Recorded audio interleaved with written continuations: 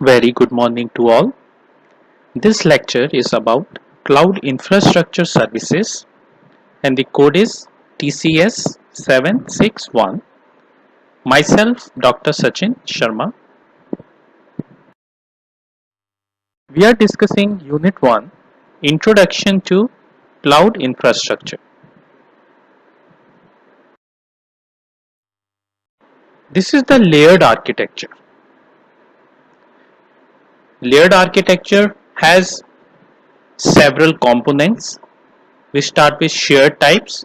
Shared types has entities and enums. Then when the entities are identified, then it relates to different layers. We start with database and service and data source. These are in the bottom layer. The database is connected to the data layer, which consists of data access components. We also call it DAC, and data agents. We also call it DA. Then data layer is connected to the business layer. Business layer consists of business components, we call BC, workflows, WF, and activities, that is related to workflows activities. We also call it WFA,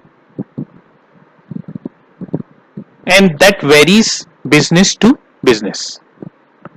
Workflows activities, and business components varies business to business. That business layer is connected to the service layer. The service layer consists of contracts, that is between user and the organization or the service provider, services and workflow services. Then service layer connected to the presentation layer, where user interface, controllers and external systems exist. And this layered architecture is related to cloud infrastructure services.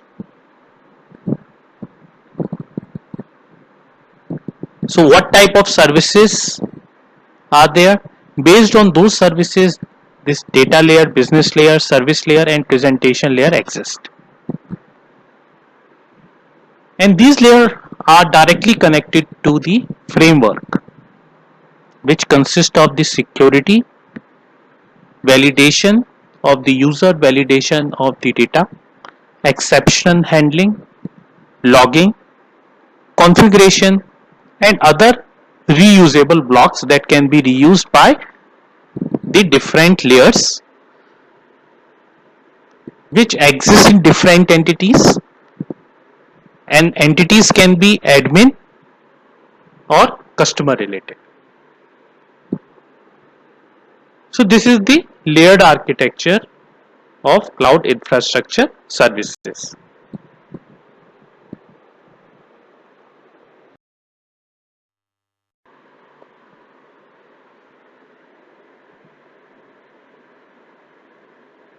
We have studied three types of cloud computing services. So it's a view graph of those services. Infrastructure as a service consists of operating systems which has virtual machines. IaaS has virtualization layer, backup and restore property, resource provisioning, data processing, storage resources network connectivity and security policies. All these components comes under infrastructure as a service. PaaS, platform as a service, that consists of databases that has contained information, research information, any kind of information, which depends upon what type of business is dealing with the cloud computing services. The developer and testing tools also comes under platform as a service.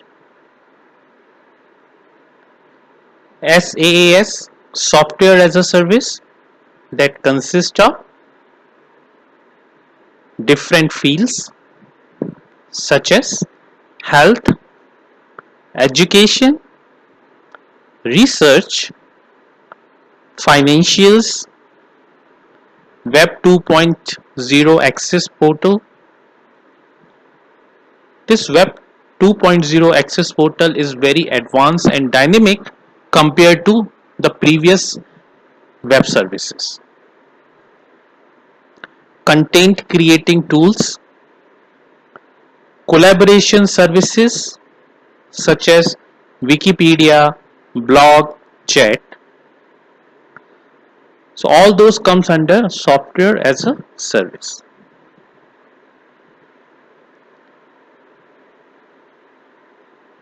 Here's a new one that we introduce here. It's business process as a service. We also call it BPaaS,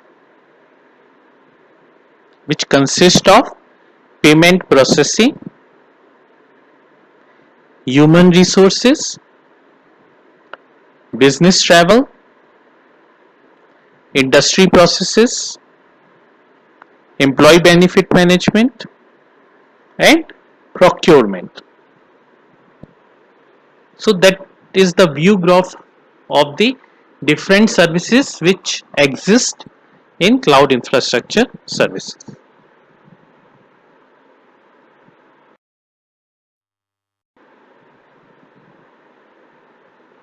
That's the relationship between Internet of Things, big data, and cloud computing. Internet of Things consists of different sensors which are deployed on mobile phone and different machines, including refrigerator, different home appliance,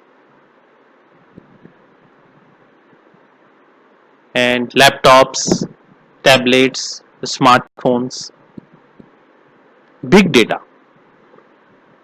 Big data consists of high volume data which has high velocity,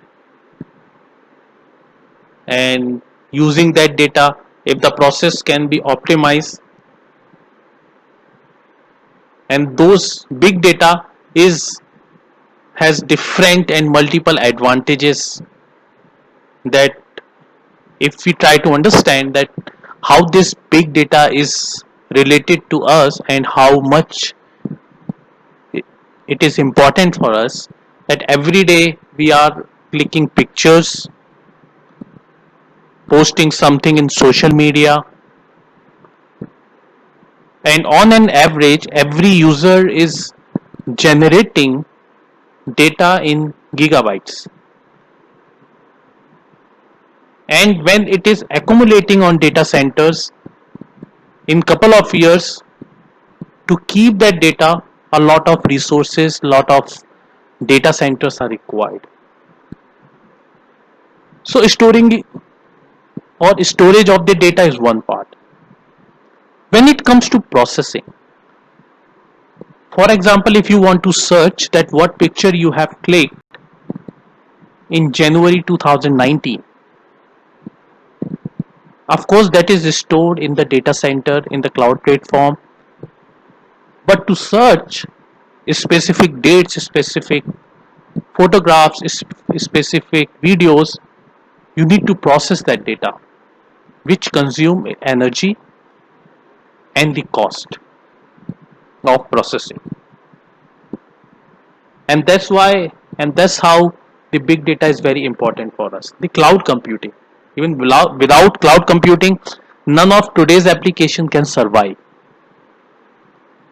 because the data which is stored, the application that you use, all data goes to the their cloud computing infrastructure as a service resources, the data centers. So probably now you can better understand that how much internet of things, how much big data and cloud computing they are related to each other, and how much they important to us, and this helps us a lot when we are more technology dependent.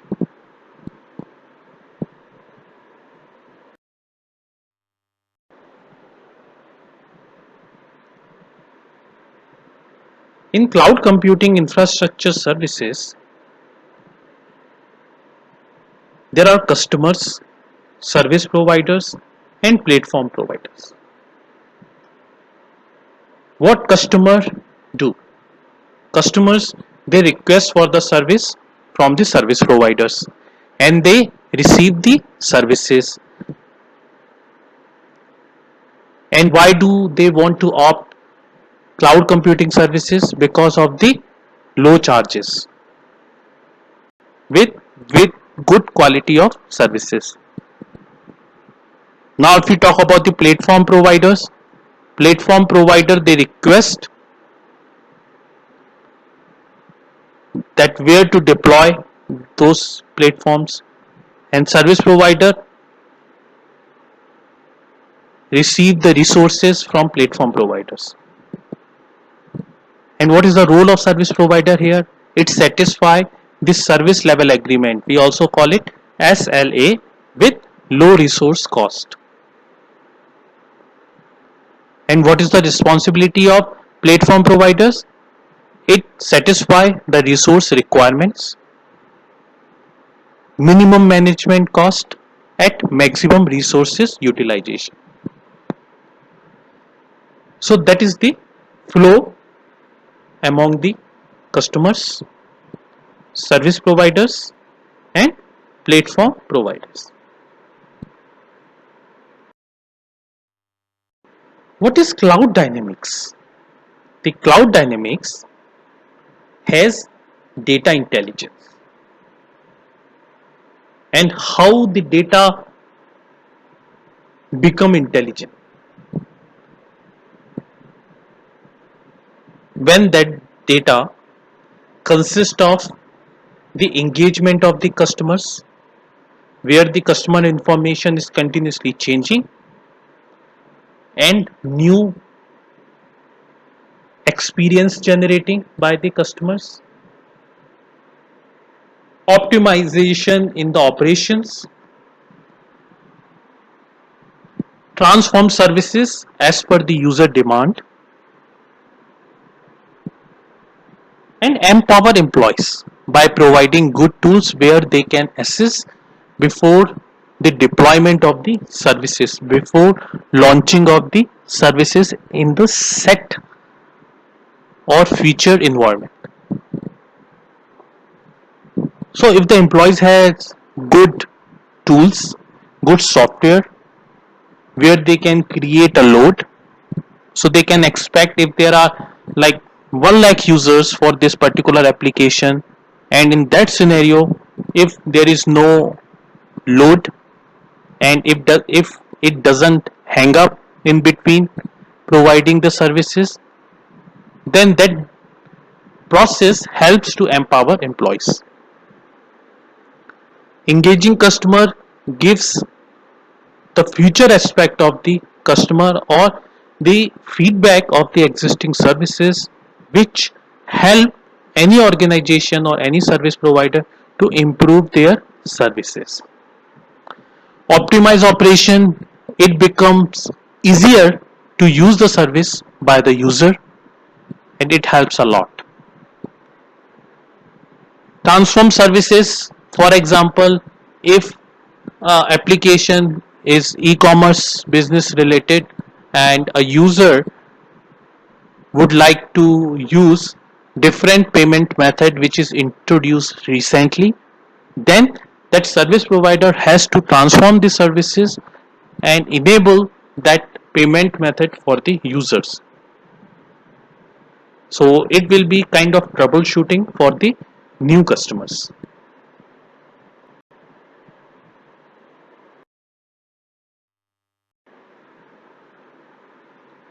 What is the role of Dynamics Customer Relation Management in the cloud? Data safety and security, high availability, or you can say 24/7 availability of the services, high scalability based on the customer requirement. The service provider should be able to adjust the load or adjust the services. Pay for what you need. So whenever you want to start the service, whenever you want to stop the service, you just pay what you use. Integration with on-premises. For example, if you are using Android application should be there for the services. If you are using Apple or iPhone, then the services or the application services should be available in iTunes. Or if you are using Windows phone, that application should be available for Windows laptop, Windows mobile phones, Windows tablet, everywhere availability. So if you are connected with the internet, you should be able to use that application. And the latest features in Dynamics CRM and Microsoft Azure that keeps ahead of the curve based on the analysis, based on the data which is available in the previous years, that helps to estimate that what kind of services will be required in the future by the existing user or the new users.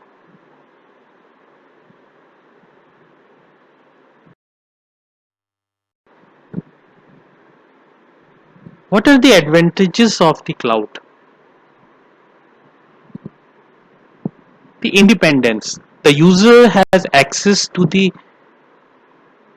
new upcoming technologies, new business services from anywhere, at any moment, from any device with the internet connection.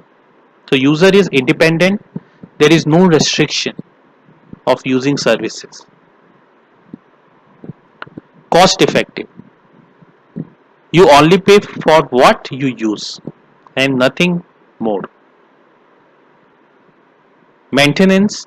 The software and applications in the cloud are periodically updated and are easier to maintain because they do not need to be installed in user devices, because you are only hosting the application.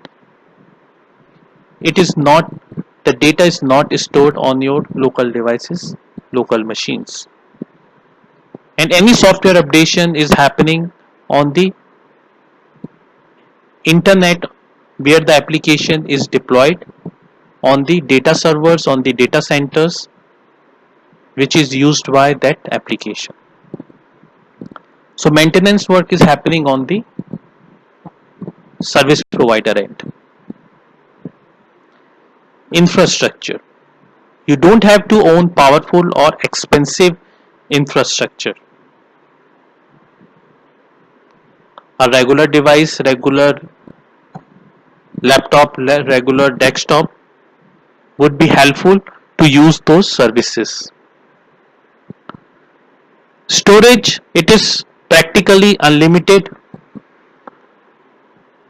because in cloud computing there is no restriction in the storage. You can have it as much you want, and you have to pay based on that how much storage you are using. The cloud computing, it provides scalability and flexibility. It allows user to plan the resources according to the business demand.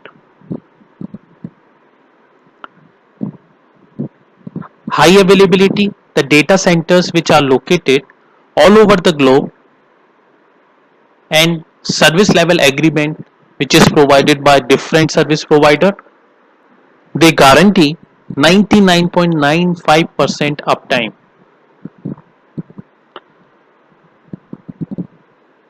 and that is the reliability factor by the service provider.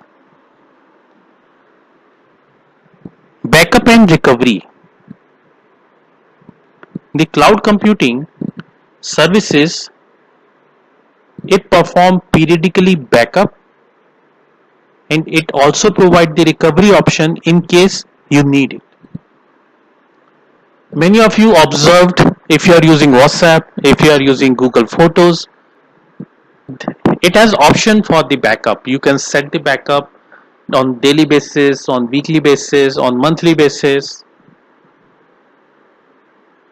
or whenever you want to recover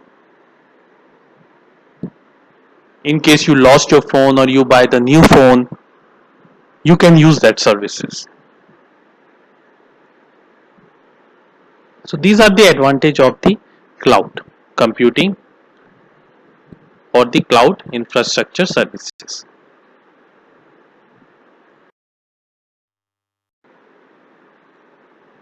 The cloud data types. As you know that cloud is an emerging technology that enables automated backup services, which also provides multi-user support for existing and new applications. In cloud computing technology, it ensures the flawless transition between multiple devices.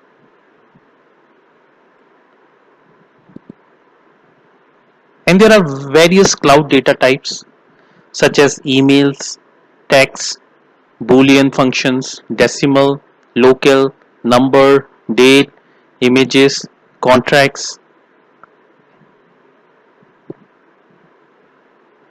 and furthermore, the converting local as per cloud data types demands technical prowess and caution approach.